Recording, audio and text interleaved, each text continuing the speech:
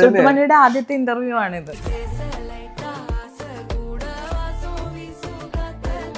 ഒരു family life എന്നൊക്കെ പറയുന്നത് ഒരു ലോട്ടറി അടിക്കുന്ന പോലെയാ. ഞാൻ ഇഷ്ടപ്പെട്ട ഒരാളെ ഞാൻ കല്യാണം കഴിച്ചല്ല, ഞാൻ ത്യാഗം ചെയ്യുക, അതേപോലുള്ള കാര്യങ്ങളൊന്നും ചെയ്തിട്ടില്ല.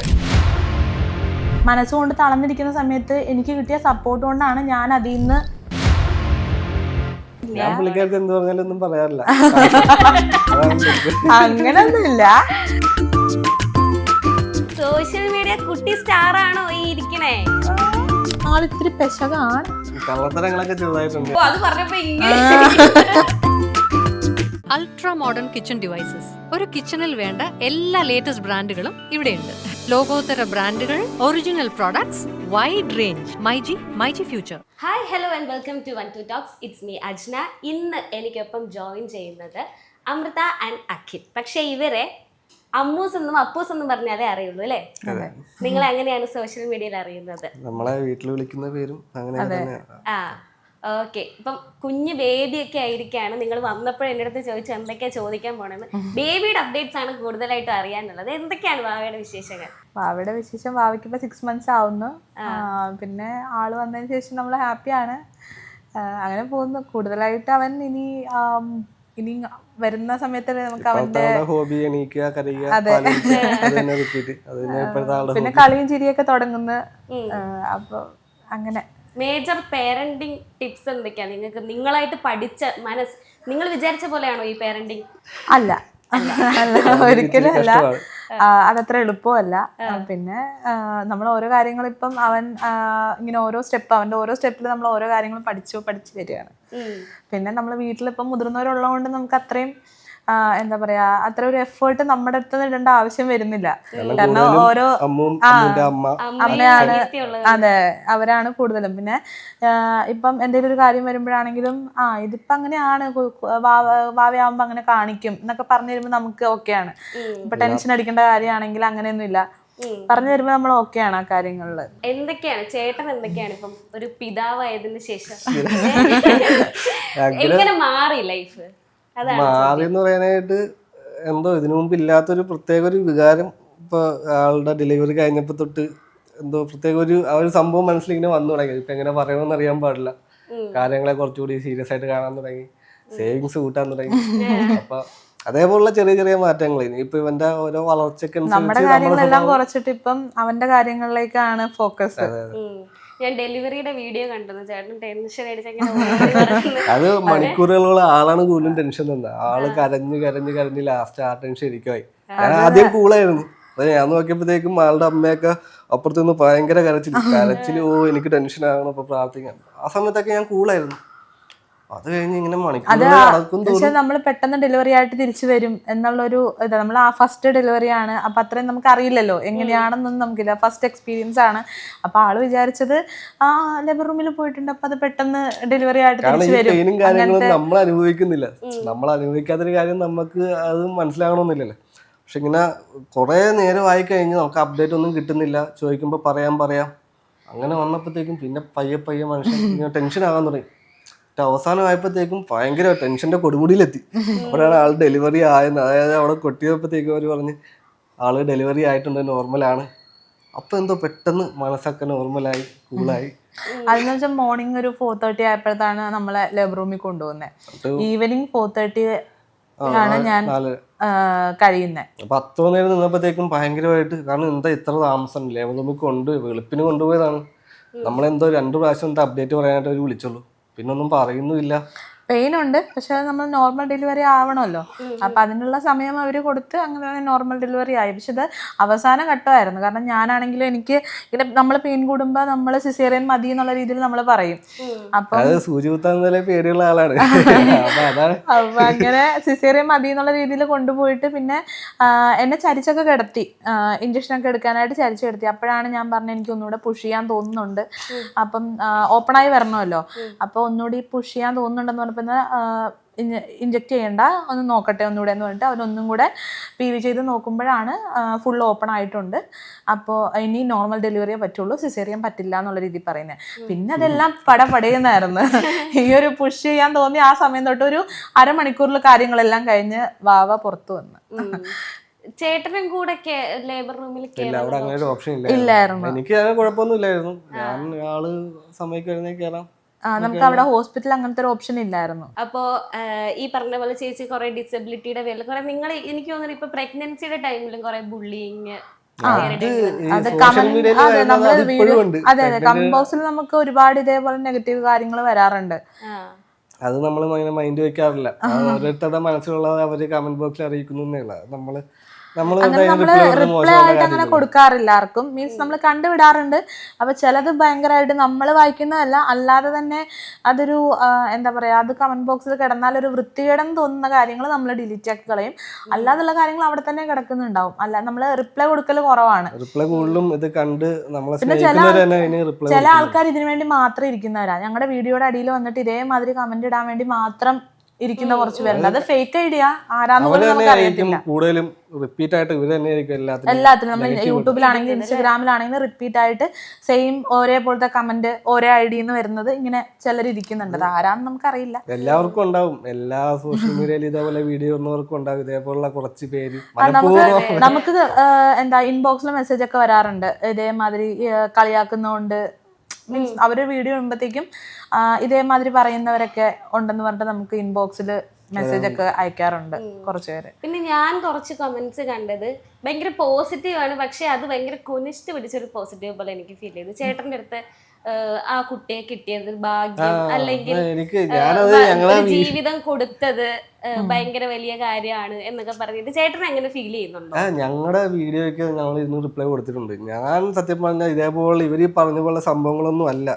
ഞാൻ ഇഷ്ടപ്പെട്ട ഒരാളെ ഞാൻ കല്യാണം കഴിച്ചു, അല്ലാതെ ഞാൻ ഇതിൽ ത്യാഗം ചെയ്യുക അതേപോലുള്ള കാര്യങ്ങളൊന്നും ചെയ്തിട്ടില്ല. എനിക്ക് ഇഷ്ടപ്പെട്ടു. ഇപ്പോൾ ആ സമയത്താണെങ്കിലും എനിക്ക് തോന്നുന്നു അമ്മൂസിന് ധാരാളം പ്രപ്പോസൽസും കാര്യങ്ങളൊക്കെ ആ ടൈമിൽ ആ പീരീഡിൽ വന്നിട്ടുണ്ട്. അപ്പോൾ എന്നെ വേണേൽ കളഞ്ഞിട്ട് ആൾക്ക് പോകായിരുന്നു ഇല്ലേ? അപ്പം ഞാൻ ഒരു ഓപ്ഷൻസ് പറയാം. എന്നെക്കാളും നല്ല വെൽ സെറ്റിൽഡ് ആയിട്ടുള്ള ധാരാളം ആളുകൾ വന്നിട്ടുണ്ട്. അപ്പം ഇത് എനിക്ക് അങ്ങോട്ടേക്കുള്ള പോലെ പുള്ളിക്കാരത്തേക്ക് എന്നോടും ആ ഒരു ബോണ്ടിങ് ആണ്. അല്ലാതെ ഇത് മറ്റേ ആരും ഈ പറയണ പോലുള്ള സംഭവങ്ങളൊന്നും അല്ല. ഞങ്ങളുടെ ബോണ്ടിങ് അത്രക്ക് സ്ട്രോങ് ആയിരുന്നു. അതുകൊണ്ട് ഞങ്ങളിവിടെ കല്യാണം വരെ എത്തി ഇപ്പോൾ കൊച്ചായി നിൽക്കുന്നു. അല്ലാതെ അത് വേറൊന്നും അല്ല ഇതിന്റെ സംഭവം എന്ന് പറഞ്ഞിട്ടുണ്ടെങ്കിൽ. ആളുകൾ കണ്ട് തെറ്റിദ്ധരിക്കുന്നതാണത്. അതിന് ഞങ്ങൾ റിപ്ലൈ വ്യക്തമായിട്ട് തന്നെ ഞങ്ങളുടെ വീഡിയോസിൽ കൊടുത്തിട്ടുണ്ട്. ഞങ്ങൾ ഇങ്ങനെയാണ്, ഞങ്ങൾ പരസ്പരം ഇഷ്ടപ്പെട്ട് ആ പ്രേമിച്ചൊരു ഇത്ര നാളെ ഞങ്ങൾ പ്രേമിച്ചു, അത്രക്ക് പരസ്പരം മനസ്സിനെ മനസ്സിലാക്കിയിട്ടാണ് ഞങ്ങൾ കല്യാണം കഴിച്ചത്. അല്ലാതെ നിങ്ങൾ ഉദ്ദേശിക്കുന്ന പോലെ തെറ്റിദ്ധാരണയുടെ പുറത്ത് ഞങ്ങൾ ഇതേപോലെ കാര്യങ്ങൾ പറയരുതെന്ന് ഞങ്ങൾ വീഡിയോസിൽ പറഞ്ഞിട്ടുണ്ട്. ഞങ്ങളുടെ ലവ് സ്റ്റോറി ഇട്ടപ്പോഴും അങ്ങനെ നമ്മൾ യൂട്യൂബിൽ വീഡിയോസ് ഇടുമ്പോഴും നമ്മൾ ഇത് തന്നെയാ പറയാറുള്ളത് എല്ലാവരോടും. ഇതേമാതിരി ഒരു ത്യാഗം ചെയ്തു അങ്ങനത്തെ ഒരു സെറ്റപ്പ് അല്ല ഇത്. വെച്ചാൽ നമുക്ക് ഇപ്പൊ നോർമലി എങ്ങനെയാണോ തമ്മി സ്നേഹം ഒന്നും നമ്മൾ കല്യാണം കഴിക്കുക, അതെ. അപ്പം അതുമാതിരി തന്നെയാണ് ഇതും. അതിലിപ്പം എനിക്ക് പൊള്ളിയിട്ടുണ്ടോ പൊള്ളിയിട്ടില്ല അങ്ങനത്തെ ഒരു നോട്ടം ഇതിൻ്റെ അകത്തില്ല. അപ്പൊ അങ്ങനെ അമ്മൂന് എപ്പോഴെങ്കിലും അതൊരു വിഷമമായിട്ട് തോന്നിയിട്ടുണ്ടോ? ആൾക്കാർ ഇല്ല, വിഷമായിട്ട് തോന്നില്ല. ശരിക്കും പറഞ്ഞിട്ടുണ്ടെങ്കിൽ ഇപ്പം നമ്മുടെ ഒരു എന്താ പറയുക, ഒരു ഫാമിലി ലൈഫ് എന്നൊക്കെ പറയുന്നത് ഒരു ലോട്ടറി അടിക്കുന്ന പോലെയാ. അപ്പം എന്നെ സംബന്ധിച്ചിടത്തോളം എനിക്ക് ലോട്ടറി അടിച്ചെന്നാണ് ഞാൻ വിചാരിക്കുന്നത്. കാരണം എനിക്ക് എങ്ങനെ ആയിരിക്കും വെച്ചാൽ എനിക്ക് പൊള്ളിയ സമയം തൊട്ട് എൻ്റെ ലൈഫ് എങ്ങനെയായിരിക്കും എന്നുള്ളത് എനിക്ക് നല്ല ടെൻഷനുള്ള ആ ഒരു സമയത്ത് ടെൻഷൻ ഉണ്ടായിരുന്നു. കാരണം 5th പഠിക്കുമ്പോഴാണ് പൊള്ളുന്നത്. അപ്പോൾ ആ സമയത്ത് നമ്മൾ പല എന്താ പറയുക ആ ഒരു കാലഘട്ടത്തിൽ കൂടെ കടന്നു പോകുമ്പോൾ നമ്മൾ പല ആലോചനകളായിരിക്കും നമുക്ക്. അപ്പോൾ ആ സമയത്ത് ഇങ്ങനെയൊക്കെ ആയിരുന്നെങ്കിലും പക്ഷെ എൻ്റെ ഒരു കല്യാണപ്രായം ആ ഒരു സമയത്ത് എനിക്ക് എന്താ പറയുക നമുക്ക് ലൈഫിൽ ഒരാളെ കിട്ടുക എന്ന് പറഞ്ഞിട്ടുണ്ടെങ്കിൽ എപ്പോഴും സ്നേഹിക്കുക അങ്ങനത്തെ ഒരു ഇതല്ലല്ലോ. നമുക്ക് ഒരാളെ കിട്ടുമ്പം എന്തെങ്കിലും ഒരു എന്താ നമ്മൾ ഒരു കാര്യം ഫേസ് ചെയ്യേണ്ടി വരുമ്പോഴത്തേക്കും അത് കുഴപ്പമില്ലടി ഞാൻ കൂടെ ഉണ്ട് എന്ന് പറഞ്ഞ് എപ്പോഴും നമ്മളൊരു സപ്പോർട്ട് ചെയ്ത് അങ്ങനെ നിൽക്കുന്ന ഒരാളല്ലേ നമുക്ക് ആവശ്യം. അപ്പം അത് വെച്ച് നോക്കുമ്പോഴത്തേക്കും ഈ പറഞ്ഞ മാതിരി ലോട്ടറി അടിച്ച പോലെ തന്നെയാണ് എനിക്ക് അപ്പു. ഈച്ച് അതർ അല്ലേ നിങ്ങൾ രണ്ടുപേരും? എനിക്ക് തോന്നുന്നു നിങ്ങളുടെ ഇടയിലുള്ള ഒരു ബോണ്ടിലെ ഏറ്റവും വലിയ ബ്യൂട്ടിഫുൾ തിങ് നിങ്ങൾ രണ്ടുപേരും കിട്ടിയത് ഭയങ്കര ഭാഗ്യമായിട്ട് കരുതുന്നു. അതെ അതെ അങ്ങനെ തന്നെയാണ്. എന്റെ ഭാഗത്തും ധാരാളം എന്ന് പറഞ്ഞ് നമ്മുടെ ഭാഗത്ത് നമ്മൾ തമ്മിൽ വഴക്കില്ലാന്നൊന്നുമല്ല. ജസ്റ്റ് എങ്ങനെയാണോ ഒരു ഫാമിലി പോണ്ടത് അതേമാതിരിയുള്ള കാര്യങ്ങൾ ഞങ്ങൾ തമ്മിലുണ്ട്. പക്ഷെ അത് നീണ്ടു പോവാറില്ല എന്നുള്ളതാണ് സത്യം. ചിലപ്പോ എന്റെ ഭാഗത്താണെങ്കിൽ അതാണ് സൊല്യൂഷൻസ് നമ്മൾ തന്നെ കണ്ടുപിടിക്കുക. പരസ്പരം നമ്മൾ വെറുതെ നമ്മുടെ ഈഗോനെ പിടിച്ചിരുന്നിട്ട് കാര്യമില്ല. നമ്മളൊരു എപ്പോഴും റിലേഷൻഷിപ്പ് നമുക്ക് സന്തോഷിച്ച് തന്നെ ഇരിക്കാൻ പറ്റത്തില്ലല്ലോ. അപ്പൊ നമ്മള് ഒരു നോർമൽ ഫാമിലി എങ്ങനെയാണോ ആ രീതിയിലെല്ലാം നമ്മുടെ ഇടയിലും ഉണ്ട്. പക്ഷെ അത് നമ്മള് ഇപ്പൊ വഴക്കാണെങ്കിലും എന്താണെങ്കിലും അത് നമ്മള് ഒരാൾ പറയുമ്പം അത് ശരിയാണെങ്കിൽ ഓക്കെ അത് അങ്ങനെ എന്ന് പറഞ്ഞിട്ടാണ് മുമ്പോട്ട് പോകുന്നത്. അപ്പൊ അതുകൊണ്ടാണ് തട്ടിമുട്ടിൽ നിങ്ങൾ മാത്രമേ അറിയുന്നുള്ളൂ അല്ലേ? അതെ, നമ്മളങ്ങനെ അതാവുന്നതാണ് നല്ലത്. നമ്മുടെ മൂന്നാമതൊരാളെ നമ്മുടെ ഇടയിലോട്ട് കയറ്റി കഴിയുമ്പോഴാണ് അതൊരു വലിയ ഇഷ്യൂ ആവുന്നത്. അപ്പൊ നമുക്ക് പറ്റുന്ന കാര്യങ്ങൾ നമ്മൾ തന്നെ അത് എന്താ പറയാ സോൾവ് ചെയ്യുന്നതാണ് നമ്മുടെ ഫാമിലിക്ക് നല്ലത്. മൂന്നാമതൊരാൾ ഇടപെടേണ്ട കാര്യമില്ല. അങ്ങനെ ആരും ഇടപെടാനും നമ്മളങ്ങനെ സമ്മതിക്കാറില്ല. നമ്മുടെ കാര്യങ്ങള് നമ്മൾ തന്നെ തീർക്കുക, അത് തന്നെയാ നല്ലത്. ഇപ്പൊ അമ്മൂസിന്റെ ഒരു പ്രത്യേകത നോക്കുകയാണെങ്കിൽ ഇപ്പം ഈ ഡിസബിലിറ്റി എല്ലാം മറികടന്ന് ഒരു സൈക്ലിസ്റ്റ് ആയിരുന്നു. സൈക്ലിസ്റ്റ് ആയിരുന്നു ചെയ്യുന്നത് അല്ലേ? ഇപ്പൊ എന്താ ചെയ്യാത്തെന്ന് പറഞ്ഞിട്ടുണ്ടെങ്കിൽ ഒന്ന് ഒരുപാട് ഞാനിപ്പം ഡിഗ്രിക്കൊക്കെ ചെയ്തുകൊണ്ടിരുന്ന സമയത്ത് ഒരുപാട് ഇത് സൈക്ലിംഗ് ആയിരുന്നു, ഫുള്ള് സൈക്ലിംഗ് ആയിരുന്നു. അപ്പം ആ സമയത്ത് ഒരുപാട് ചെയ്തു. അത് കഴിഞ്ഞിട്ട് ഞാൻ ഇപ്പം നമ്മളെല്ലാവരും ഓരോ കാര്യങ്ങൾ ചെയ്യുന്നത് നമ്മൾ ഭാവിയിലേക്ക് നമുക്കൊരു അസറ്റ് ആവാൻ വേണ്ടിയിട്ടാണല്ലോ. അപ്പം നമ്മൾ ജോലിയൊക്കെ ഒരുപാട് ജോലിക്കൊക്കെ അപ്ലൈ ചെയ്തു, ഒന്നും ആയില്ല. പിന്നെ അതിൻ്റെ പുറകെ നടന്ന് സമയം കളയേണ്ട, നെക്സ്റ്റ് സ്റ്റെപ്പ് നമുക്ക് ചെയ്തല്ലേ പറ്റുള്ളൂ. കാരണം ഫാമിലി ആയി, നമ്മളിനി ഗ്രോ ചെയ്തുകൊണ്ടിരിക്കുക. അപ്പം നമുക്ക് അടുത്ത സ്റ്റെപ്പ് എന്താണെന്നുള്ളത് നോക്കുക. കാരണം അതിൻ്റെ പുറകെ നടന്ന് പിന്നെയും നമ്മൾ സമയം കളയേണ്ട ആവശ്യമില്ലല്ലോ. അപ്പം അതിനെ മൊത്തത്തിൽ വിട്ടിട്ടില്ല. എന്നാലും പിന്നെ ഞാനൊരു സ്വന്തമായിട്ട് ബൊട്ടീക്ക് തുടങ്ങിയിട്ടുണ്ടായിരുന്നു. അങ്ങനെ ബൊട്ടീക്കുമായിട്ട് അങ്ങനെ അമ്മയും ഞാനും കൂടെ അത് റൺ ചെയ്ത് കൊണ്ടുപോകായിരുന്നു. അത് കഴിഞ്ഞിട്ട് പിന്നെയാണ് അവനെ ക്യാരിങ് ആയി കഴിഞ്ഞിട്ട് പിന്നെ ഞങ്ങൾ ഇതെല്ലാം ഒന്ന് ഒതുക്കി. ഇപ്പം ക്യാരിങ് കഴിഞ്ഞിട്ട് ഇപ്പോൾ 6 months ആവുന്നതേ ഉള്ളൂ. അപ്പോൾ ഇത് 6 months കഴിയുമ്പോൾ ബൊട്ടീക്ക് പിന്നെയും നമ്മൾ റീസ്റ്റാർട്ട് ചെയ്തിട്ട് അതങ്ങനെ കൊണ്ടുപോകാന്നാണ് വിചാരിക്കുന്നത്.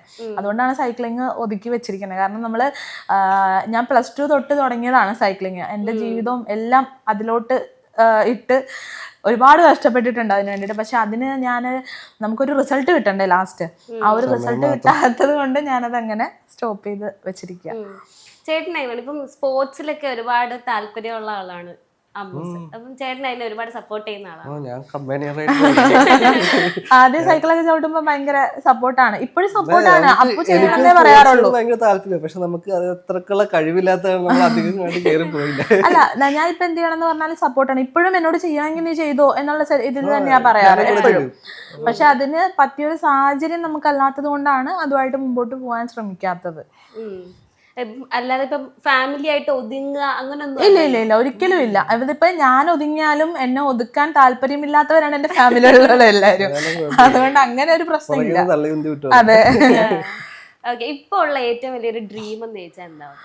ഡ്രീം എന്ന് പറഞ്ഞിട്ടുണ്ടെങ്കിൽ ഈ പറഞ്ഞ മാതിരി ബൊട്ടീക്ക് ഒരു ഡ്രീം ആയിരുന്നു. അപ്പം അത് എന്തായാലും നമ്മൾ റീസ്റ്റാർട്ട് ചെയ്തത് കൊണ്ടുപോകും. അത് നമ്മൾ ഓൺലൈനൊക്കെ നല്ല രീതിയിൽ പോയിക്കൊണ്ടിരുന്നതാണ്. അപ്പോഴാണ് ക്യാരിയിങ് ആയത്. അപ്പം നമുക്ക് അത് വെച്ച് നോക്കുമ്പോഴത്തേക്കും ക്യാരിയിങ് ആയതാണ്. ഞങ്ങൾ ഒരുപാട് നാൾ കാത്തിരുന്നിട്ടാണ് ബേബി ആയത്. അപ്പം നമ്മൾ അതിനാണല്ലോ പ്രാധാന്യം കൊടുക്കേണ്ടത്. അപ്പം അതുകൊണ്ടാണ് അതങ്ങനെ. പിന്നെ അപ്പൂൻ്റെ വീട്ടിലാണെങ്കിലും അപ്പൂൻ്റെ അച്ഛനും അമ്മയും ഇല്ല, ചേട്ടൻ മാത്രമാണ് ഉള്ളത്. പിന്നെ എൻ്റെ വീട്ടിൽ എൻ്റെ അച്ഛനും അമ്മയും ഉള്ളൂ. അനിയത്തി വർക്കിംഗ് ആണ്. അപ്പം അച്ഛനും അമ്മയും മാത്രം. അപ്പം ഞാനും അമ്മയും കൂടെയാണ് ഇത് സ്റ്റാർട്ട് ചെയ്തത്. അപ്പം എന്നെ നോക്കാനായിട്ട് വേറെ ആരും ഇല്ലാത്തത് കൊണ്ട് അമ്മയ്ക്കും എൻ്റെ കൂടെ തന്നെ നിൽക്കേണ്ടി വന്നു. അപ്പോൾ ചെറിയ കോംപ്ലിക്കേഷൻസ് ഒക്കെ പ്രഗ്നൻസിയിൽ ഉണ്ടായിരുന്നത് കൊണ്ട് ഞങ്ങൾ അങ്ങനെ ഷോപ്പ് ഓപ്പൺ ആക്കാൻ പറ്റാതെ റെസ്റ്റ് എടുക്കേണ്ടി വന്നു. അപ്പം അതാണ് അങ്ങനെ ആയിപ്പോയത്. അപ്പം അത് തന്നെയാണ് ഡ്രീം. പിന്നെ ഞങ്ങളുടെ ചുട്ടുമണീനെ ഓരോരോ സ്റ്റെപ്പ്, അവൻ്റെ ഓരോ കാര്യങ്ങൾ എങ്ങനെയായിരിക്കും എന്നുള്ളതാണ് ഇനിയുള്ള ഞങ്ങളുടെ ഇത്. ഞങ്ങളുടെ ഓഡിയൻസിന് ചുട്ടുമണീനെ കാണണം. നല്ല ഉറക്കമാണ്. ചുട്ടുമണി പാല് കുടിച്ച് നല്ല ഉറക്കമാണ്. ചുട്ടുമണിയാണ് ഇന്നത്തെ ഞങ്ങളുടെ സ്പെഷ്യൽ ഗസ്റ്റ്. ആക്ച്വലി നിങ്ങൾക്ക് ഇത്ര ഡിമാൻഡ് ഇല്ല കേട്ടോ. ചുട്ടുമണിയുടെ ആദ്യത്തെ ഇന്റർവ്യൂ ആണിത്. വന്നതിന് ശേഷം നിങ്ങളുടെ ഫസ്റ്റ് ഇന്റർവ്യൂ ആണ്. ഞങ്ങൾക്ക് ഇന്റർവ്യൂസ് വേറെ വന്നു, പക്ഷെ നമ്മള് ഒന്നും എടുത്തില്ല. ആദ്യം എടുക്കുന്ന ഇന്റർവ്യൂ ഇതാണ്. ഓക്കെ, അപ്പം ഈ പറഞ്ഞ പോലെ മേജർ ഒരു മാറ്റം എന്ന് പറയുന്നത് സുട്ടു തന്നെയാണ്. ഇപ്പൊ സുട്ടുവിനെ ചുറ്റിപ്പറ്റിയുള്ള ജീവിതം. അതെ, ഇപ്പൊ എല്ലാവരും സുട്ടുവിനെ ചുറ്റിപ്പറ്റിയുള്ള ജീവിതമാണ്. ഇപ്പൊ വീട്ടിലാണെങ്കിലും നാട്ടിലാണെങ്കിലും ഞങ്ങൾ പുറത്തേക്ക് ഇറങ്ങുമ്പോഴാണെങ്കിലും ഞങ്ങളുടെ വീഡിയോസ് കാണുന്നവരും എല്ലാവരും സുട്ടുവിനെ പറ്റിയുള്ള വിശേഷങ്ങളാണ് അറിയേണ്ടത്. എല്ലാവരും സുട്ടുവിനെയാണ് തിരക്കുന്നത്. സുട്ടു എന്റെന്നാണ് തിരക്കുന്നത്. അവനെ നമ്മൾ വിളിക്കാൻ തുടങ്ങിയതാണ്. അവൻ പുറത്ത് വരുന്നതിന് മുന്നേ എൻ്റെ വയറ്റിലുള്ള സമയം തൊട്ട് ഞങ്ങളിങ്ങനെ സുട്ടു എന്ന് വിളിക്കാൻ തുടങ്ങിയതാണ്. അപ്പം അതുപോലെ തന്നെ ഞങ്ങളുടെ ഫോളോവേഴ്സും സബ്സ്ക്രൈബേഴ്സും എല്ലാവരും റോട്ടിലിറങ്ങിയാൽ ചോദിക്കും സുട്ടുമണി എന്തെടുക്കുന്നെന്നാ ചോദിക്കുന്നത്. അവനെയാണ് എല്ലാവർക്കും വേണ്ടത്. ഓക്കെ, ഇപ്പം ഇതിലിപ്പം നമുക്ക് അമ്മൂസിന് ഒരുപാട് ഇൻസെക്യൂരിറ്റീസ് ഉണ്ടായിരുന്നിരിക്കാം ചെറുപ്പം മുതലേ. ഇതിനെ എങ്ങനെയാണ് ആക്ച്വലി തരണം ചെയ്തതെന്ന് ചോദിച്ചു കഴിഞ്ഞാൽ എല്ലാവർക്കും കേൾക്കാൻ ഒരു ഇൻസ്പിറേഷൻ ആയിരിക്കും. ഞാൻ എല്ലാ ഇന്റർവ്യൂ എനിക്ക് തോന്നുന്നു ഞാൻ ആദ്യം കൊടുക്കാൻ തുടങ്ങിയ ഇന്റർവ്യൂസ് തൊട്ട് എല്ലാ ഇന്റർവ്യൂസിലും ഞാൻ പറയാറുള്ളതാണ്, ഈ പറഞ്ഞ പോലെ ഫാമിലി സപ്പോർട്ട് നമുക്ക് ഭയങ്കരമായിട്ട് അത്യാവശ്യമാണ്. കാരണം ഇത് തന്നെ ഞാൻ വീട്ടിൽ മീൻസ് പുറത്തേക്കൊക്കെ ഇറങ്ങാൻ ഭയങ്കര മടിയായിരുന്നു. ഞാൻ സ്കാർഫൊക്കെ കെട്ടിയിട്ടാണ് പുറത്തേക്ക് ഇറങ്ങിക്കൊണ്ടിരുന്നത്. ഈ സൈഡ് മുഴുവൻ ഇങ്ങനെ മറയ്ക്കും. കാരണം ഞാൻ തീ ഇതായിട്ട് ഞാൻ വീണത് ഈ സൈഡ് ചരിഞ്ഞാണ്. അപ്പോൾ ഇവിടുത്തെ തീ കെട്ടു ഇവിടെ ഇങ്ങനെ കട്ട് ചെയ്തുകൊണ്ട് ഈ ഒരു സൈഡ് നല്ല ഇതാണ്. അപ്പം ഞാൻ ഇറങ്ങുമ്പോഴാണെങ്കിലും ഇതേമാതിരി സ്കാർഫ് കെട്ടി, അതുപോലെ മുടിയൊക്കെ വരാനായിട്ട് താമസം മുടിയൊന്നും ഉണ്ടായിരുന്നില്ല. അതുപോലെ പുറത്തേക്കൊക്കെ ഇറങ്ങുമ്പോൾ മുടി ഇട്ടിങ്ങനെ മറച്ച് അങ്ങനത്തെയൊക്കെ ഇതാണ്. പക്ഷെ നമ്മൾ പിന്നെ പുറത്തേക്കൊക്കെ പോകുമ്പോഴും ആൾക്കാർ നോക്കുമ്പോൾ നമുക്ക് ഭയങ്കര ഒരു ഇതായിരുന്നു. ഞാൻ 5th ആ സമയത്ത്, ആ ഒരു 10 വയസ്സുള്ള പ്രായത്തിൽ ആ ഒരു സിറ്റുവേഷനിലാണ് കടന്നു പോയിക്കൊണ്ടിരുന്നത്. അപ്പം വീട്ടിൽ നിന്ന് പുറത്തിറങ്ങാനൊക്കെ നല്ല മടിയായിരുന്നു. അപ്പോൾ അമ്മയാണ് കൂടുതലും സപ്പോർട്ട് ചെയ്തിട്ട് പറഞ്ഞത്, വീട്ടിലങ്ങനെ ഇരുന്ന് പോയിട്ടുണ്ടെങ്കിൽ നീ അങ്ങനെ വീട്ടിലിരുന്ന് പോവും, അപ്പോൾ അതെന്തായാലും പറ്റത്തില്ല. ഇപ്പം എനിക്ക് വെച്ചാൽ ഞാൻ ഓർക്കുന്നത് ഇവരെന്നെ കൊണ്ടുപോകുമ്പോൾ ഇവർക്ക് നാണക്കേടാണ്. മീൻസ് എന്നെ കൂടെ കൊണ്ടുപോകുമ്പോൾ നമ്മൾ നോക്കുന്ന കൂട്ടത്തിൽ അവർക്കൊരു നാണക്കേടാവണ്ടല്ലോ എന്നുള്ള രീതിയിലാണ് നമ്മൾ ചിന്തിക്കുന്നത്. അപ്പോൾ ഇവരെന്നോട് പറയും, നിന്നെ കൂടെ മോളാന്ന് പറഞ്ഞ് കൊണ്ടുപോകാനായിട്ട് ഞങ്ങൾക്ക് നാണക്കേടില്ല, അപ്പോൾ നീ വേറെ ആരെന്ത് പറഞ്ഞാലും അതൊന്നും നീ മൈൻഡ് ചെയ്യേണ്ട ആവശ്യമില്ല, നീ പുറത്തേക്ക് വരണം, അല്ലെങ്കിൽ നീ വീട്ടിൽ തന്നെ ഇരുന്ന് പോകുമെന്ന് പറഞ്ഞിട്ട് വീട്ടിലുള്ള അമ്മയാണ് കൂടുതലും സപ്പോർട്ട് ചെയ്തിട്ടുള്ളത്. അമ്മ പുറത്തേക്ക് ഇറക്കും. അതുപോലെ അനിയത്തി, അച്ഛൻ ആ സമയത്തില്ല, അച്ഛൻ സൗദിയിലെ ഡ്രൈവറായിരുന്നു ആ സമയത്ത്, പെട്ടെന്ന് വരാനും പറ്റിയിട്ടില്ല ഇങ്ങനത്തെ ഒരു ആക്സിഡന്റ് എന്ന് പറഞ്ഞാലും. അപ്പോൾ അനിയത്തി അമ്മയാണ് ഉണ്ടായിരുന്നത്. അവളും ആ സമയത്ത് എന്നേക്കാൾ 2 വയസ്സിന് ഇളയതാ അവള്. ആ സമയത്ത് അവളും ഒരുപാട് സ്ട്രഗിൾ ചെയ്തിട്ടുണ്ട്. കാരണം ഞാൻ ആശുപത്രി കിടക്കുമ്പോൾ അമ്മ എൻ്റെ കൂടെ ആയിരിക്കും. അപ്പോൾ അവൾ ഒറ്റയ്ക്കാണ്. അപ്പോൾ അവൾ അച്ഛൻ്റെ പെങ്ങന്മാരുടെ കൂടെയൊക്കെ നിന്നിട്ട്, പിന്നെ ഹോസ്പിറ്റലാണെങ്കിലും ഞാൻ റൂമിൽ മാറ്റി കഴിഞ്ഞിട്ട് അവളാണ് ഹോസ്പിറ്റലിൽ അമ്മേനെ ഹെൽപ്പ് ചെയ്യാനും മരുന്ന് വാങ്ങിച്ചുകൊണ്ട് വരാനൊക്കെ ഓടി നടന്നിട്ടുണ്ടായിരുന്നത്. അതുപോലെ തന്നെയാണ് ഞാനിപ്പോൾ പുറത്തേക്ക് പോകുമ്പോൾ ആരെങ്കിലും എന്നെ നോക്കിയാലും, ഇപ്പം ഞാൻ പൊതുവേ ആരോടും അങ്ങനെ ദേഷ്യപ്പെടുവോ അങ്ങനത്തെ ഒരു സ്വഭാവം എനിക്കില്ല. മീൻസ് എന്തെങ്കിലും കണ്ടാൽ തന്നെ ഞാൻ സങ്കടപ്പെട്ട് കരയുക അങ്ങനെയാണ്. പക്ഷെ അനിയത്തി അങ്ങനെയല്ല, അവൾ നല്ല ബോൾഡാണ്. അപ്പോൾ അവള് ഇപ്പം എന്നെ നോക്കുന്നുണ്ടെങ്കിൽ എന്താ ചേച്ചി നോക്കുന്നേ അങ്ങനെ ഒരു രീതിയിൽ അവൾ ചോദിക്കും. അപ്പം നമുക്കൊരു ധൈര്യമാണ്, ഒരാൾ നമ്മുടെ കൂടെ ഉണ്ടല്ലോ, ചോദിക്കാൻ ഒരാൾ നമ്മുടെ ഉണ്ടല്ലോ എന്നുള്ള ഇത് പോലെയാണ്. അപ്പം അവരൊക്കെയാണ് കൂടുതലും സപ്പോർട്ട് ചെയ്തിട്ടുള്ളത്. ആ സപ്പോർട്ട് മാത്രമാണ് മൈൻഡിൽ. ഞാൻ ചോദിച്ചത്, അമ്മു നമ്മളിപ്പോൾ എത്ര ചുറ്റിനും ആൾക്കാരുണ്ടെങ്കിലും ഇപ്പം എനിക്കൊരു കാര്യം ചെയ്യണമെങ്കിൽ ഫൈനലി ഞാൻ തന്നെ ഒരു സൊല്യൂഷൻ കണ്ടെത്തുക ചെയ്യുന്നത്, ഈ സപ്പോർട്ട് മാത്രമാണോ? ഞാൻ ചോദിച്ചത് അമ്മുവിന്റെ മാനസികാവസ്ഥ അങ്ങനെയല്ല, നമുക്ക് ഒരു സപ്പോർട്ട് കിട്ടിക്കഴിഞ്ഞാൽ നമ്മൾ ഓക്കെയാണ്. ഞാനിപ്പോൾ ഈ പറഞ്ഞ മാതിരി എനിക്ക് മനസ്സുകൊണ്ട് തളർന്നിരിക്കുന്ന സമയത്ത് എനിക്ക് കിട്ടിയ സപ്പോർട്ട് കൊണ്ടാണ് ഞാൻ അതിൽ നിന്ന് റിക്കവർ ചെയ്ത് വന്നത്. അപ്പം നമ്മൾ റിക്കവറി ആകാൻ തുടങ്ങുമ്പോഴത്തേക്കും ഓക്കെ, നമ്മൾ ചെയ്യുമ്പോഴത്തേക്കും ബാക്കിയുള്ളവരുടെ ഒരു സപ്പോർട്ടും കൂടെ കിട്ടുമ്പോഴത്തേക്കും നമ്മൾ അതിൽ പിന്നെയും നമ്മൾ ചെയ്തുകൊണ്ടിരിക്കും. പിന്നെ സൈക്ലിങ്, സ്പോർട്സ് ഒക്കെ ചെയ്യാൻ തുടങ്ങിയ, പിന്നെ സ്പോർട്സ് ചെയ്യാൻ തുടങ്ങിയത് എൻ്റെ ഈ വലത്തെ കൈ പൊങ്ങത്തില്ലായിരുന്നു, ഇവിടെ പൊള്ളിയിട്ട് പൊങ്ങത്തില്ല. അപ്പം അതിന് ഫിസിയോതെറാപ്പി ചെയ്യാൻ പറഞ്ഞെങ്കിലും എനിക്ക് മടിയായിരുന്നു, എല്ലാത്തിനോടും ഒരു മടിയായിരുന്നു ആ സമയത്ത്. അപ്പോൾ എന്നാൽ ബാഡ്മിൻ്റൺ കളിക്കാൻ പറഞ്ഞിട്ടാണ് ഞാൻ ബാഡ്മിൻ്റൺ കളിക്കാനായിട്ട് സ്കൂളിൽ പോയത്. അപ്പം എല്ലാ ദിവസവും കളിക്കും. അപ്പോൾ സാറ് പറഞ്ഞു, ഇങ്ങനെ ഈവൻ്റ് വന്നപ്പോൾ എന്നോട് പറഞ്ഞു, നീ എന്തായാലും കളിക്കുകയാണ്, അപ്പം നീ ഒന്ന് സ്കൂളിന് വേണ്ടി റെപ്രസെൻറ്റ് ചെയ്ത് നോക്ക്, അത് ശരിയായില്ലെങ്കിൽ വിടാമെന്ന് പറഞ്ഞു. പക്ഷെ ആ സമയത്ത് കളിച്ചിട്ട് ഞാൻ അന്ന് കേരള ടീമിൽ എനിക്ക് 6th പൊസിഷനിൽ എൻട്രി കിട്ടി. അപ്പോൾ ആ സമയം തൊട്ടാണ് ഞാൻ പിന്നെ സ്പോർട്സിലേക്ക് ഇറങ്ങിയിട്ട് ചെയ്യാൻ തുടങ്ങി. അപ്പം ഓരോ അച്ചീവ്മെൻറ്റ് കിട്ടുമ്പോൾ നമുക്ക് ഓരോ അടുത്തത് ചെയ്യണം എന്നുള്ള ആ ഒരു വാശിയായിരുന്നു. പിന്നെ ഇങ്ങനെയൊക്കെ ഓരോന്ന് ചെയ്യാൻ തുടങ്ങിയപ്പോഴത്തേക്കും എൻ്റെ മുഖത്തുള്ള പാടും എനിക്കിങ്ങനെ പറ്റിയതൊന്നും ഞാൻ ശ്രദ്ധിക്കാണ്ടായി. അതാണ് സത്യം. എന്നുവെച്ചാൽ പിന്നെ ഞാൻ ആരെന്ത് നോക്കിയാലും ആദ്യമൊക്കെ നോക്കുമ്പോൾ ഭയങ്കര സങ്കടമായിരുന്നു. ഞാൻ വീട്ടിലൊക്കെ വന്നിരുന്ന് കരഞ്ഞ സമയം വരെ ഉണ്ട്, ഇനി ഞാൻ പുറത്തേക്ക് പോണില്ല എന്ന് പറഞ്ഞ സമയം വരെ ഉണ്ട്. പക്ഷേ ഓരോ അച്ചീവ്മെൻറ്റും കിട്ടുമ്പോഴത്തേക്കും ആൾക്കാർക്ക് എന്നോടുള്ള സ്നേഹം, അല്ലെങ്കിൽ ആ ഒരു അവരുടെയൊക്കെ മുമ്പിൽ നമുക്ക് കിട്ടുന്ന ആ ഒരു ഇത്, അതൊക്കെ കണ്ടുപോകുമ്പോൾ നമുക്ക് നെക്സ്റ്റ് ചെയ്യാം എന്നുള്ള ആ ഒരു ഇത് നമ്മുടെ മനസ്സിൽ നിന്ന് തന്നെ വന്ന ധൈര്യമാണ്. പക്ഷെ ആ ധൈര്യത്തിൻ്റെ കൂടെ എനിക്ക് മെയിനായിട്ടും കിട്ടിയത് വീട്ടുകാരുടെ സപ്പോർട്ടാണ്.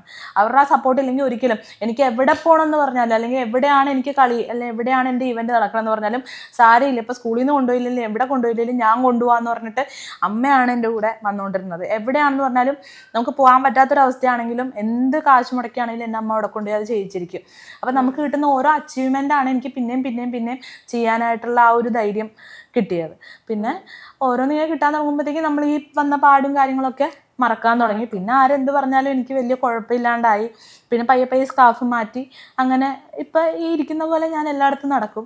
ആര് നോക്കിയാലും എനിക്കതൊരു പ്രശ്നമല്ലാണ്ടായി. അത് ചേട്ടന്റെ ലൈഫിലേക്ക് അമ്മു വന്നപ്പോ ഇത് കണക്ക് എന്തായാലും ഇപ്പം ഇത്രയും നിങ്ങളുടെ നല്ല വീഡിയോസിന് വരെ നെഗറ്റീവ് കമന്റ്സ് ഇടുന്ന ആളുകളാണ്. എപ്പോഴെങ്കിലും ആരെങ്കിലും ഒരു ചോദ്യമായിട്ട് വന്നിട്ടുണ്ടായിരുന്നോ?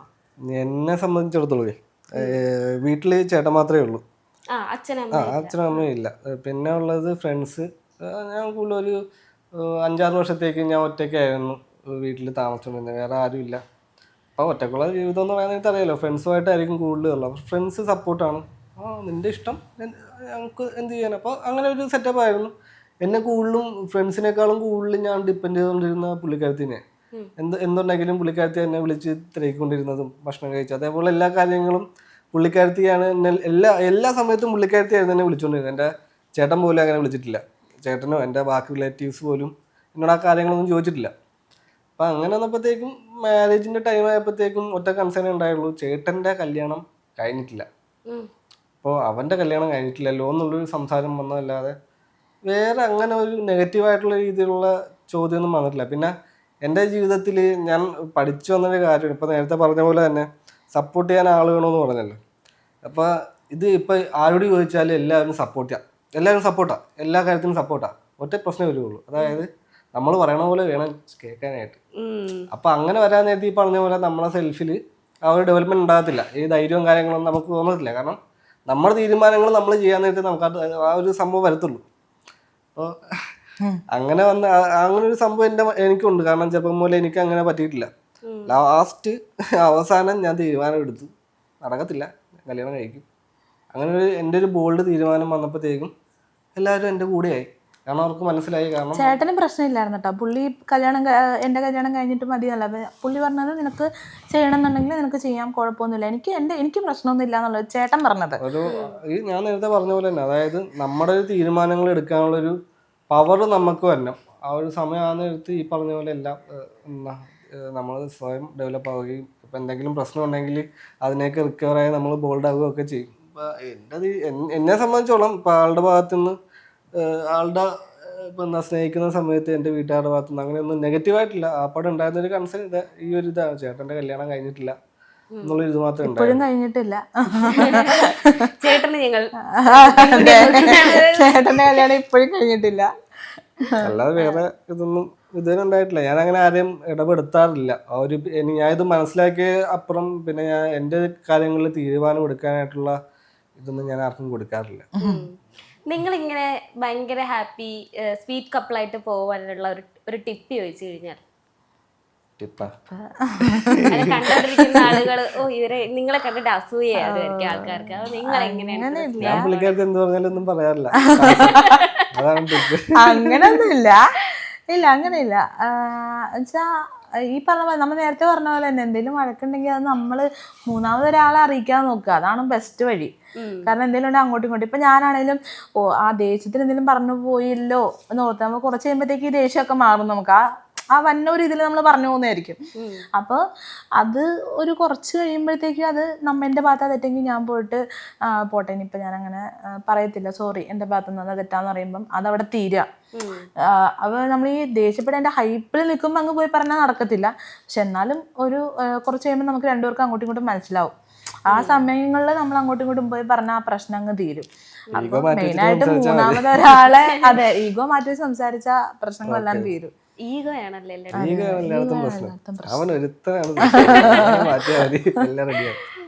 ഓക്കെ. നമുക്ക് വാവേനെ കാണിക്കണം അല്ലേ? എന്നെ നോക്ക്, എന്നെ നോക്ക്. മാറ്റിയാലേ കരയല്ലേ? ഇല്ല ഇല്ല ഇല്ല, അമ്മ ഒരു കാര്യം പറയട്ടെ,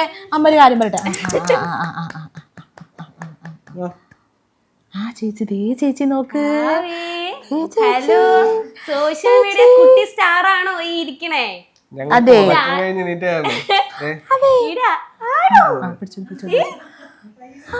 കുട്ടി സ്റ്റാർ ആണോ ഈ ഇരിക്കുന്നേ? ആണോ? അറിയോ എന്നെ? അറിയോ? വരുന്നോ എന്റെ അടുത്ത്? വരുവോ? ഇല്ല വർത്താനം കേട്ട് നോക്കുക. സംസാരം ഞങ്ങൾക്ക് ഭയങ്കര ഇഷ്ടമാണ്. ആര് സംസാരിച്ചാലും ഞങ്ങളിങ്ങനെ നോക്കിയിരിക്കും. Dimples ഒക്കെ ഉണ്ടല്ലോ, ഒന്ന് ചിരിച്ചേ. പറയണ കേട്ടോ. ഒന്ന് ചിരിച്ച് dimples ഒന്ന് കാണട്ടെ. ഒന്ന് ചിരിച്ച് കാണിച്ചേ, ഒന്ന് എങ്ങനെയാ ചിരിച്ച് ചിരിക്കുന്നെ ഒന്ന് ചിരിച്ച് കാണിച്ചേ. എങ്ങനെയാ ചിരിക്കാ? എങ്ങനെയാ? അച്ഛടാ, അങ്ങനെയാണോ ചിരിക്കണേ? എന്തൊക്കെയുണ്ട് വിശേഷം? സുഖമാണോ? സുഖമാണെന്ന് പറഞ്ഞേ, ഒന്ന് സുഖമാന്ന് പറഞ്ഞേ ചേച്ചി അടുത്ത്. സുഖമാണോ? സുഖമാണെന്ന് പറ. അനിരുദ്ധ് എന്നാണല്ലേ വാവേന്റെ പേര്? അനിരുദ്ധ് അഖിൽ. അനിരുദ്ധ് അഖിൽ. അനിരുദ്ധ് എന്നുള്ള പേര് അച്ഛന്റെ പേരാണ്, അപ്പുവിന്റെ അച്ഛന്റെ പേരാണ്. ഓക്കെ, ഞാൻ ഓർത്ത് ഇനിയിപ്പം ഭാവിയിൽ ഒരു മ്യൂസിക് ഡയറക്ടറൊക്കെ അങ്ങനെയല്ല, നമ്മള് പ്രഗ്നന്റ് ആയ സമയത്ത് ഇങ്ങനെ നമ്മൾ എന്ത് പേരിടും എന്നൊക്കെ ഇങ്ങനെ ആലോചിക്കുന്ന സമയത്ത് നമ്മൾ പറഞ്ഞതാണ് അച്ഛനും അമ്മയും അപ്പൂനും ഇല്ല, അപ്പം നമുക്കൊരു ബോയ് ബേബി ആണെങ്കിൽ അച്ഛന്റെ പേര് ഇടണം എന്നുള്ളത് നമ്മൾ നേരത്തെ തീരുമാനിച്ചതായിരുന്നു. അപ്പൊ അതുകൊണ്ട് അങ്ങനെ അച്ഛന്റെ പേര് തന്നെ ഇട്ടു. അല്ല, ഇപ്പൊ വന്നപ്പോഴേ നിങ്ങൾ ഈ പറയുന്ന പോലെ എന്റെ നടക്കാത്ത ആഗ്രഹങ്ങൾ മോനിലൂടെ സാധിക്കണം അങ്ങനെയൊക്കെ ഉണ്ടോ നിങ്ങൾക്ക്? അയ്യോ, ഞാൻ അങ്ങനെ ഇതാക്കത്തില്ല, അത് അടിച്ചേൽപ്പിക്കലാവും. നമുക്ക് നടക്കാത്ത ആഗ്രഹങ്ങൾ ഇവനെ കൊണ്ട് കാരണം അങ്ങനെ എന്റെ മനസ്സിലില്ല കേട്ടോ. അപ്പൊ ഞാൻ മൂസിനോട് അത് പറഞ്ഞിട്ടുണ്ട്, നമ്മളിങ്ങനെ ആവശ്യമില്ലാത്ത കാര്യങ്ങളെ കുറിച്ചൊന്നും ചിന്തിക്കണ്ട, അവന്റെ ഇഷ്ടത്തിനനുസരിച്ച് പോട്ടെ, നമ്മൾ അതിനനുസരിച്ച് ഒരു വഴിവെട്ടി കൊടുത്താൽ മതി, ആള് പൊക്കോളും, അവൾക്കൊരു വഴി കാണിച്ചു കൊടുത്താൽ മതി. ആ ഒരു നിലപാടാണ്. വർത്താനം പറയുമ്പോഴത്തേക്കും പറയുന്നവരുടെ ഫേസിലേക്ക് അങ്ങനെയാന്ന് പറഞ്ഞു കൊടുത്തേ, അങ്ങനെയാന്ന് പറഞ്ഞു കൊടുത്തേ. എനർജി ആയി. അതെ, ഇനിയിപ്പൊ ചിരിക്കാനൊക്കെ തുടങ്ങും അല്ലേ? ചിരിക്കത്തില്ല ഇനി? നോക്കി ഇവരെ കയ്യിലോട്ട് കിട്ടിയ മൊമെന്റ് എങ്ങനെയുണ്ട്? മൊമെന്റ് ഞാൻ ഭയങ്കര ഹാപ്പി ആയിരുന്നു. എനിക്ക് ഇങ്ങനെ ഇതേപോലുള്ള കാര്യങ്ങൾ നമുക്ക് പറയാൻ വാക്ക് കിട്ടാത്തൊരു സംഭവമാണ്. ആദ്യമായിട്ട് വന്നപ്പോഴത്തേക്ക് എനിക്ക് എടുക്കുന്നത് ഞാൻ റൂമിൽ വന്നതിന് ശേഷമാണ്. ഇത് ഡെലിവറി കഴിഞ്ഞ ഉടനെ അവര് നമ്മുടെ മെറ്റയ്ക്ക് ഇങ്ങനെ വെക്കുമല്ലോ, അപ്പൊ ആ സമയത്ത് ആളെ കണ്ടു, പിന്നെ ആളെ NICയിലോട്ട് മാറ്റുമായിരുന്നു. അത് കഴിഞ്ഞ് പിന്നെ നമുക്കതെല്ലാം അവരെല്ലാം ചെക്കപ്പും കഴിഞ്ഞിട്ടല്ലേ ആളെ കയ്യിലോട്ട് തരത്തുള്ളൂ. ഞാൻ പിന്നെ റൂമിൽ വന്നിട്ടാണ് എടുക്കുന്നത്. ഭയങ്കര ഒരു ഹാപ്പി മൂമെന്റ് ആയിരുന്നു. അത് എങ്ങനെ പറയണമെന്ന് ഈ പറഞ്ഞ പോലെ ഞാൻ ചോദിച്ചപ്പോഴും എന്നോട് ഞാൻ ചോദിച്ചാൽ നിനക്ക് കുഞ്ഞിനെ ആദ്യം കയ്യിലോട്ട് കിട്ടിയപ്പോ എന്താ തോന്നിയേ? ഭയങ്കര സന്തോഷാ തോന്നിയ, അമ്മയൊക്കെ എനിക്ക് കെട്ടിപ്പിടിച്ച് ഉമ്മ തന്ന് അങ്ങനെയൊക്കെയാ പറഞ്ഞേ. അല്ലാണ്ട് ആൾക്കത് എങ്ങനെ അത് എക്സ്പ്രസ് ചെയ്യണം എന്നുള്ള ആ ഒരു ഇതില്ലായിരുന്നു. കാരണം ആൾക്ക് ഭയങ്കര സന്തോഷം, അതാണ് ആള് പറഞ്ഞത്. കുരുത്തക്കേടാണ് ഇപ്പോഴേ, അതിനൊന്നും ആയിട്ടില്ല അല്ലേ? കുരുത്തക്കേടല്ല, എന്നാലും ആളിത്തിരി പെശകാണ്. കള്ളത്തരങ്ങളൊക്കെ ചെറുതായിട്ടുണ്ട്. ഓ, അത് പറഞ്ഞപ്പോ കള്ളക്കരച്ചിലുകളുണ്ട് ചില. അതെ, ഓരോ അവന് വിശക്കുമ്പോ ഒരു രീതി കരയും, അല്ലാതെ അവന് താഴത്ത് കിടക്കണം. ചില സമയത്ത് അവന് എടുത്തോണ്ട് നടക്കാൻ പറ്റത്തില്ല, അവൻ താഴെ കിടന്ന് കളിക്കണം, അപ്പൊ അത് വേറൊരു രീതിയില്. പിന്നെ ഒരു കള്ള ചുമയുണ്ട് ഞങ്ങക്ക്, ചുട്ടു. ചില സമയത്ത് ഞങ്ങള് കരയും, പക്ഷെ കരയണമെന്ന് പറഞ്ഞിട്ടുണ്ടെങ്കില് പുള്ളിക്കാരൻ്റെ അടുത്ത് സംസാരിക്കാൻ വേണ്ടിട്ടാ. ശ്രദ്ധിക്കുന്നില്ലെങ്കിൽ ഇവ ഇവിടെ കിടക്കുമ്പോ നമ്മൾ തമ്മിൽ വർത്താനം പറയുകയാണെങ്കിൽ അവിടെ നിന്ന് കരയും, അപ്പൊ നമ്മൾ അവന്റെ നേരെ ശ്രദ്ധിക്കുവാണെങ്കിൽ ഉടനെ കരച്ചിൽ മാറി ശരിയാവും. അങ്ങനെയൊക്കെ പിന്നെ ഓരോരോ സ്റ്റെപ്പിൽ ഓരോരോ കുരുത്തക്കേട് ആയി വരുന്നുണ്ട്. കുരുത്തക്കേട് ഉണ്ടാവുന്ന എനിക്ക് തോന്നുന്നു. പക്ഷെ എനിക്ക് ഇഷ്ടാട്ടോ കുഞ്ഞു കുട്ടികൾ കുറച്ച് എങ്ങനെയാ? നിങ്ങൾക്ക് എങ്ങനെയാ? ഞങ്ങൾക്കും അങ്ങനെയൊക്കെ തന്നെ. അവൻ അവന്റെ എല്ലാ കാര്യങ്ങളും എൻജോയ് ചെയ്ത് വളർന്നു വരുന്നത് തന്നെയാണ് ഞങ്ങൾക്ക്. ഈ പ്രായത്തിൽ എന്തായാലും കുരുത്തക്കേടൊക്കെ കാണിക്കണമല്ലോ, അപ്പൊ അതെല്ലാം എൻജോയ് ചെയ്ത് തന്നെ വരണം എന്നാണ് ഞങ്ങൾക്ക്. ഈ പ്രഗ്നൻസി ആയി എന്നറിയുമ്പോഴത്തേക്ക് നമ്മൾ കുറെ ബുക്കൊക്കെ പഠിച്ച് പാരന്റിങ്ങിനെ പറ്റിയിട്ട് അങ്ങനെയൊക്കെ ചെയ്തിട്ടുണ്ടായിരുന്നു? ഇല്ല, ഒന്നും ചെയ്തിട്ടില്ല. ഇല്ല, അതെ, അതാ പറഞ്ഞു, നമുക്ക് പറഞ്ഞു തരാനൊക്കെ ആയിട്ട് ഒരുപാട് പേരുണ്ടായിരുന്നു. അതല്ലാതെ ഇങ്ങനെ ബുക്ക് നോക്കി എടുക്കുക അങ്ങനത്തെ ഒന്നും ഇല്ലായിരുന്നു. ഇല്ല, എന്തെങ്കിലും ഡൗട്ട്സ് ഒക്കെ ഉണ്ടെങ്കിൽ നമ്മൾ ഡോക്ടറോട് തന്നെ ക്ലിയർ ചെയ്യുമായിരുന്നു, അല്ലാതെ ഒന്നും ഇല്ലായിരുന്നു.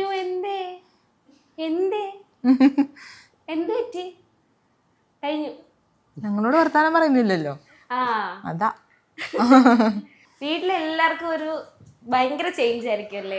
അതെ അതെ, ഞങ്ങളിപ്പോ റീൽ എടുക്കുമ്പോഴത്തേക്കും ആണെങ്കിലും ഞങ്ങൾ പറയും. കാരണം നമ്മളിപ്പം എല്ലാരും ചോദിക്കുന്നുണ്ട് റീല്, നമ്മുടെ ഫോളോവേഴ്സിനൊക്കെ വഴിയിൽ വെച്ച് കാണുമ്പോൾ അവർ പറയും റീൽസൊക്കെ കാണുന്നില്ലല്ലോ, കുറവാണല്ലോ എന്നുള്ള രീതിയിൽ. കാരണം ഓരോ കണ്ടന്റ് നമ്മൾ ഉണ്ടാക്കി ചെന്ന് ഇവനെ വെച്ചിട്ട് ചെയ്യാനായിട്ട് ചെല്ലുമ്പം ഒന്നെങ്കിൽ ഇവൻ കരയും, അല്ലെങ്കിൽ ഇവൻ ഉറങ്ങും.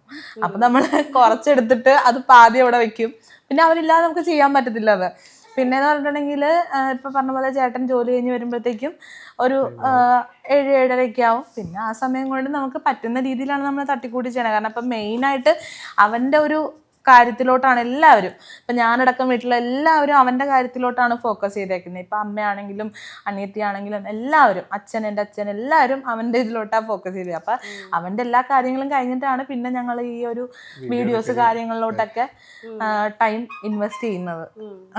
ഈ കണ്ടന്റ് ക്രിയേഷൻ ഭയങ്കര എളുപ്പമുള്ള പരിപാടിയാണ്, ഇത്തിരി പാടുള്ള പരിപാടിയാണ്.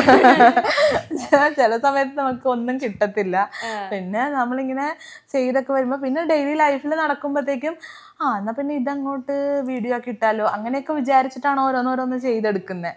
പിന്നെ അത്ര വലിയ എളുപ്പമല്ല എന്തായാലും. ചിലപ്പോ ഈ പറഞ്ഞ പെട്ടെന്ന് മനസ്സിൽ തോന്നുന്നത് എന്തെങ്കിലും നമ്മള് ഇന്നൊരു തീമിൽ എടുക്കണമെന്ന് നമ്മൾ വിചാരിച്ചിരിക്കാൻ നേരത്ത് ഒരു വക നമ്മുടെ മനസ്സിൽ തോന്നത്തില്ല. ഒരു വക തോന്നില്ല. നമുക്കത് ഇപ്പൊ എന്തെങ്കിലും പ്രൊമോഷൻ ഒക്കെ ചെയ്യണ സമയത്താണെങ്കിൽ ഇപ്പൊ അതിനൊരു ടാറ്റ് ഉണ്ടാവുമല്ലോ, ഒരു സമയം ഉണ്ടാവുമല്ലോ. ആ സമയത്തുള്ളിൽ നമുക്ക് ആ കണ്ടന്റ് മനസ്സിൽ വരത്തില്ല. എന്നാൽ ഇത് കഴിയാൻ നേരത്ത് നമ്മുടെ പല ടൈപ്പ് ഐഡിയാസ് ഒക്കെ ഇൻസ്റ്റന്റ് ആയിട്ട് ചിലപ്പോൾ വരും. അതാണ് ചിലപ്പോ ഇപ്പൊ നമുക്ക് സാധാരണ എല്ലാരും പുറമെ പറയുന്നത് അങ്ങനെയാണ്. ഇപ്പൊ ഒരു ഫോണും ഒക്കെ ഉണ്ടെങ്കിൽ വ്ളോഗർ ആകാമെന്നുള്ള ഒരു രീതിക്ക് ഒരിക്കലും ഇല്ല. അതിന് വേണ്ടിയിട്ട് വെച്ചാൽ നമ്മൾ ഈ പറഞ്ഞ മാതിരി ഈ എന്താ പറയാ, അതിൽ നിന്നൊരു ഏണിങ്സ് അല്ലെങ്കിൽ അതിൽ നിന്നൊരു ഇത് നമുക്ക് കിട്ടണം എന്നുണ്ടെങ്കിൽ നമ്മൾ അതിന്റെ പുറകെ നല്ല രീതിയിൽ കഷ്ടപ്പെട്ട് നടക്കണം. അതേന്ന് പറഞ്ഞ് നടന്നാലേ എന്തെങ്കിലും ഒരു ഇത് നമുക്ക് അതിൽ നിന്ന് കിട്ടാൻ തുടങ്ങത്തുള്ളൂ. ഞങ്ങളെന്ന് പറഞ്ഞിട്ടുണ്ടെങ്കിൽ നമ്മുടെ ഒരു ഹാപ്പിനെസ്സിന് വേണ്ടിയിട്ട് എൻ്റെ നിർബന്ധപ്രകാരമാണ് വീഡിയോ ഇട്ട് തുടങ്ങിയത്. കാരണം ആൾക്ക് ഒരു ഇൻട്രസ്റ്റ് ഉണ്ടായിരുന്നില്ല, ആൾ ഇതുപോലെ മിണ്ടത്തില്ലായിരുന്നു, ആരോടും ഒരു എന്താ പറയാ ഒരാളുമായിട്ട് മിങ്കിൾ ചെയ്ത് സംസാരിക്കുക അങ്ങനെ ഒരു ഇതും അപ്പൂനില്ലായിരുന്നു. ഇപ്പൊ നമ്മള് കല്യാണം കഴിഞ്ഞതിന് ശേഷം എൻ്റെ കൂടെ വീഡിയോ ചെയ്ത്, കാരണം ഞാൻ ചെയ്താൽ ശരിയാകത്തില്ല അങ്ങനെ ഇങ്ങനെയെന്നൊക്കെ പറഞ്ഞ് ആദ്യമൊക്കെ ഒരുപാട് കാര്യങ്ങൾ പറഞ്ഞ് ഒഴിഞ്ഞു മാറാൻ നോക്കുമായിരുന്നു.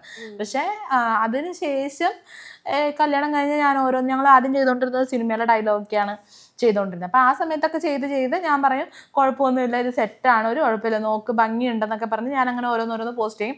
എന്നെ നിർബന്ധം ഇപ്പൊ നമുക്ക് ടിക്ടോക്ക് ഉണ്ടായിരുന്ന സമയത്ത് ആൾ എന്നോട് പറഞ്ഞിട്ടുണ്ട് വീഡിയോ ഇടണ്ടെന്ന്. വീഡിയോ ഇടണ്ട എന്നുവെച്ചാ വീഡിയോ ഇടണ്ട, അതൊക്കെ എന്തിനാ ഇടുന്നത് സോഷ്യൽ മീഡിയയിൽ അങ്ങനെ എങ്ങനെയാന്നൊക്കെ പറഞ്ഞോണ്ടിരുന്ന ഒരാളാണ്.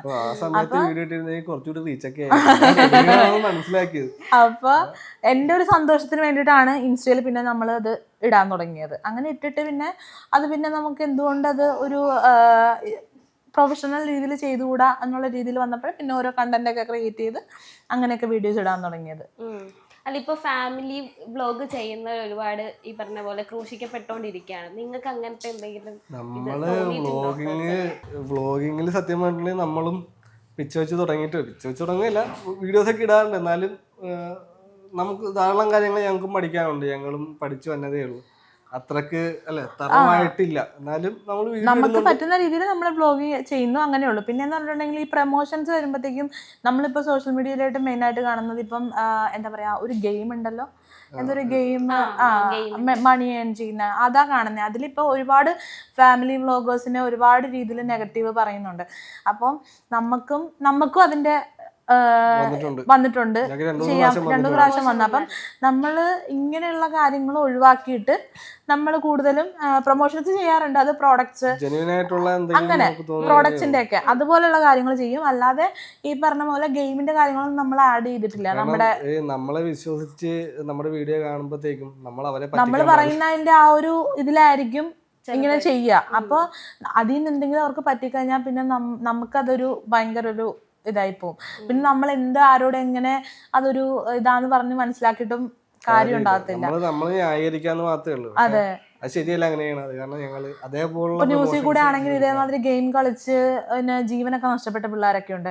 അപ്പൊ നമ്മൾ അങ്ങനത്തെ ഒരു കാര്യത്തിലോട്ട് ഇതുവരെ നമ്മുടെ സോഷ്യൽ മീഡിയയിലോട്ട് അങ്ങനത്തെ ഒരു കാര്യങ്ങൾ കയറ്റി ഇട്ടി തുടങ്ങിയിട്ടില്ല നമ്മള്. കാരണം ചിലർക്കൊക്കെ ഞങ്ങളെ ഭയങ്കര ഇഷ്ടമാണ്, അതുകൊണ്ട് കമന്റ് കാണുമ്പോൾ ഭയങ്കര ഇഷ്ടം. കമന്റ് അതുപോലെ നേരിട്ട് കാണുമ്പോഴും ഭയങ്കര ഇഷ്ടമാണ്, കെട്ടിപ്പിടിച്ച് ഉമ്മയൊക്കെ തരാറുണ്ട്, അതുപോലെ ഇഷ്ടം. അമ്മമാർക്കൊക്കെ ഭയങ്കര ഇഷ്ടമാണ്. അപ്പൊ നമ്മൾ ഇങ്ങനെ ഒരു കാര്യം ഇടുമ്പോഴത്തേക്കും ചിലപ്പോൾ അങ്ങനെയുള്ളവര് അക്സെപ്റ്റ് ചെയ്തൊന്നും വരത്തില്ല. അപ്പൊ നമ്മളോടുള്ള ആ ഒരു സ്നേഹം കുറയും. ഇവര് ചിലപ്പോ ബ്ലൈൻഡ് ആയിട്ട് ജെന്യൂൻ ആണെന്ന് വിചാരിച്ച് അതെടുക്കുന്നു. അവര് പറ്റിക്കപ്പെടുവാണെങ്കിൽ അതിന്റെ ഉത്തരവാദിത്വം നമ്മളായിരിക്കും.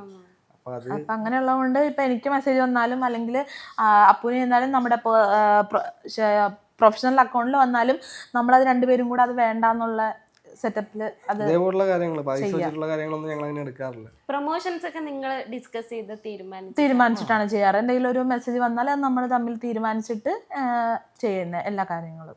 വീഡിയോ എടുക്കുന്നതാണെങ്കിലും എൻ്റെ അഭിപ്രായം എല്ലാ കാര്യങ്ങളും അങ്ങനെ തന്നെ. ഇപ്പൊ ഒരു വീഡിയോ എടുക്കണം എന്നുണ്ടെങ്കിൽ തന്നെ പ്രൊമോഷന്റെ വീഡിയോസ് എൻ്റെ ഐഡിയാസും അപ്പുവിന്റെ ഐഡിയാസും എല്ലാം കൂടെ വെച്ച് നമ്മളൊരു വീഡിയോ ക്രിയേറ്റ് ചെയ്യുന്നത്. അങ്ങനെയാണ് ചെയ്യുന്നത്. അപ്പോൾ ഓക്കെ, നിങ്ങളുടെ കുറെ വിശേഷങ്ങൾ കേട്ട് എനിക്ക് തോന്നുന്നു കുറെ ഇന്റർവ്യൂസ് നിങ്ങളുടെ വന്നിട്ടുണ്ട്. പിന്നെ നമ്മുടെ വാവ വന്നു, അപ്പൊ പുതിയ വിശേഷം വാവയായിരുന്നു. വാവ അവിടെ കണ്ട് എന്നെ വിളിക്കുന്നു വീണ്ടും, നിങ്ങൾ വാവയാന്ന് പറഞ്ഞിട്ട് എന്റെ സൈഡിൽ നിർത്തിയിരിക്കുന്നു എന്നാണ് അവൻ പറയുന്നത്.